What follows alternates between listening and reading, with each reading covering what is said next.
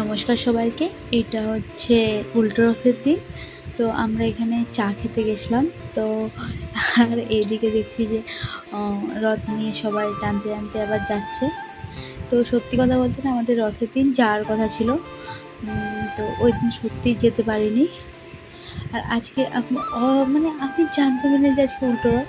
তো হঠাৎ করে জগন্নাথের দর্শন পেয়ে গেলাম। এরপর সন্ধ্যেবেলার থেকে চলে যাচ্ছি তনয়াদের বাড়ি। আর দেখো এই বিল্ডিংটা এত সুন্দর, তারপরে সব লাইটগুলো জ্বালিয়ে দিয়েছে। তো মনে হচ্ছে পুরো দিওয়ালির জন্য বাড়িতে লাইট লাগিয়েছে। তাই তোমাদের সাথে এটা শেয়ার করলাম।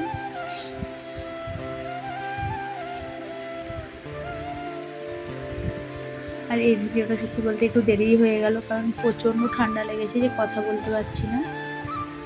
আর এটা হচ্ছে পরের দিন সকালে। তো আমার এখানে স্নান টান করে পুজো টুজো আমার হয়ে গেছে।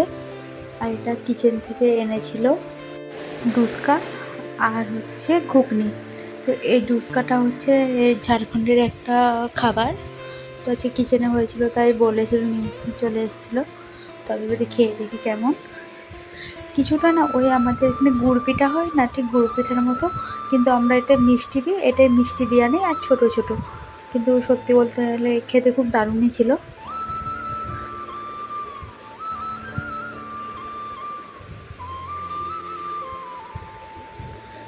তারপরে আমার এখানে আর কোনো ক্লিপ নেওয়া হয়নি। এরপর আমার রান্নাবান্না হয়ে গিয়েছিলো।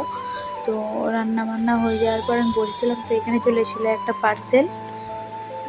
ওটাকে এখন আনবক্সিং করতে বসছি।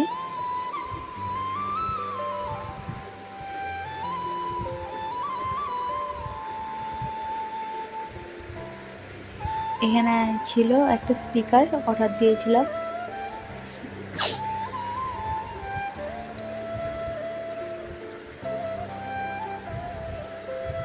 স্পিকারটা অনেকটা না রেডিওর মতো দেখতে, আর সত্যি স্পিকারটা আমাকে খুবই ভালো লেগেছে। এরপর বানিয়েছিলাম পাবদা মাছের ঝাল, আলু করলা ভাজা, আলু ভাতে ছিল, আর মাছের ঝোল বানিয়েছিলাম। এরপর আমি খেয়ে দিয়ে চলে যাচ্ছিলাম পার্কের দিকে।